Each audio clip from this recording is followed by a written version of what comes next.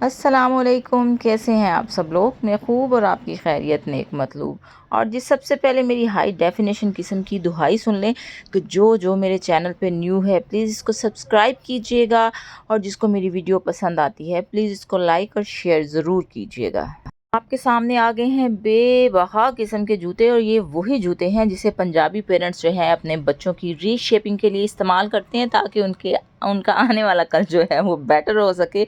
और ये herbal treatment होती है जिसका कोई साइड इफ़ेक्ट नहीं होता है। मैं आपको बताती हूँ, मैं आई थी रोही पे कुछ चीज़ें बेकरी के कुछ आइटम्स लेने के लिए, तो साथ ही बाटा की शॉप है। और बाटा की शॉप पे सेल का इतना बड़ा सारा साइन बोर्ड देखे मुझे इतनी ज़्यादा खुशी हुई कि मैं हैप्पी सिंह बन गई। मतलब वो हैप्पी इंसान जिसके खुशी से सींग निकल आते हैं। सेल का लफ्ज़ पता नहीं किसी को खुश करता है या नहीं करता, बहरहाल मैं बहुत खुश होती हूँ सेल के लफ्ज़ से। और मैं सेल्स पे बहुत खुशी से जाती हूँ, जूतों की सेल्स पे। और उससे भी बड़ी मज़े की बात ये है कि मैं फिर भी कोई जूता नहीं ख़रीदती। वो इस वजह से नहीं ख़रीदती कि जब मुदस्सिर साहब आते हैं तो वो पूरे साल के मुझे जूते जो हैं वो लेके दे जाते हैं, मीन्स कोटा पूरा कर जाते हैं। उसकी वजह ये है कि मेरी ससुराली फैमिली का जो फैमिली बिज़नेस है वो जूतों का है, और उनका स्लोगन ये है कि सेल होना चाहिए जूतियाँ बहुत। इधर भी आप जूतियां देख रहे होंगे कि इधर भी बहुत सारी जूतियां हैं। जूते जो होते हैं वो आपकी शख्सियत का आईना होते हैं। आपने सूट चाहे 500 का पहना हो चाहे 5000 का पहना हो, 500 सॉरी रवानी में मेरे मुंह से निकल गया, क्योंकि 500 की तो आजकल बच्चों की चड्डी बनियान नहीं आती है। चड्डी बनियान से मुझे याद आया कि कल मैंने आमिर खान की लाल सिंह चड्डा देख ली थी, तो उन्होंने उसमें चड्डी का लफ्ज़ इतना यूज़ किया कि वो मेरे दिमाग के छोटे से कोने में महफूज रह गया। और मैं बात ये कर रही थी कि आप चाहे सूट सस्ता पहन ले लेकिन शूज़ हमेशा आप अच्छे ही पहने, तो तभी आपकी पर्सनालिटी जो है वो थोड़ी सी वाइब्रेंट लगती है। और अच्छा जूता पहनने के लिए ज़रूरी नहीं है कि आप ब्रांड से ही जूता ख़रीदें। ये ब्रांड जो है इन्होंने हमारी सोफिस्टिकेटेड लाइफ को इतना ज़्यादा कॉम्प्लिकेटेड कर दिया कि जो लोग ब्रांड नहीं पहनते हैं या ब्रांड अफोर्ड नहीं कर सकते हैं तो हम उनको खोता समझते हैं। हालांकि मैंने बचपन में ये पढ़ा था, जो सोते हैं वो खोते हैं, लेकिन अब तो लोग दूसरों को खोता समझते हैं, और वो भी दो कानों वाला। और जी ये आगे हैं इनके स्कूल के शूज़, और ये पता नहीं कहाँ से चमड़ी लाते हैं ब्रांड वाले कि हमारी चमड़ी उधेड़ते हैं। इतनी इतनी इसकी कीमतें जो है इन्होंने हाई की हुई हैं।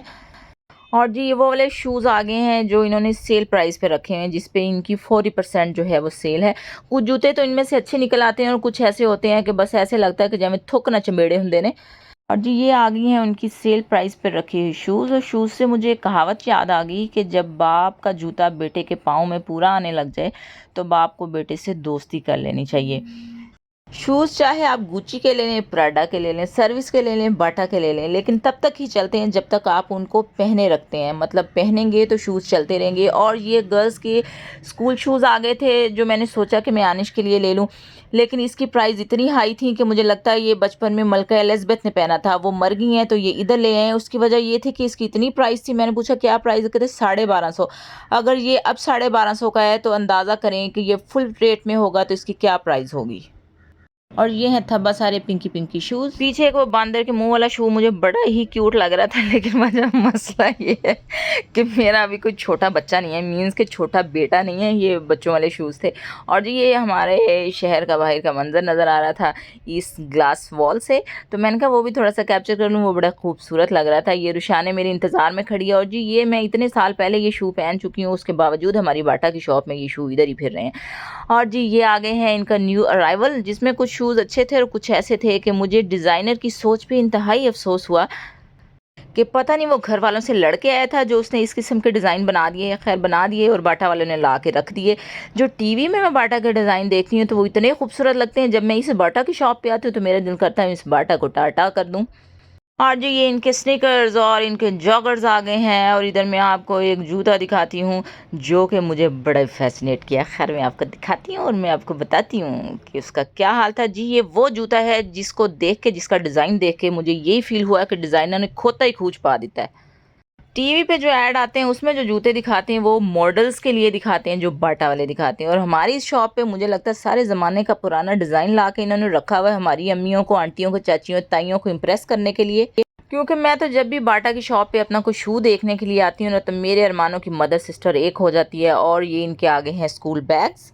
और जी ये इनके वो जूते आ गए जिस पे इन्होंने मशीनी कढ़ाई कराई हुई है। सूटों पे लोग करा नहीं सकते, अब जूतों पे आ गई है। चलें खैर मैं अब आप लोगों से चाहूँगी इजाज़त। अपना ख्याल रखिएगा, दुआओं में याद रखिएगा। मिलते हैं फिर किसी और वीडियो में बशर्ते ज़िंदगी। तब तक के लिए अल्लाह हाफिज़।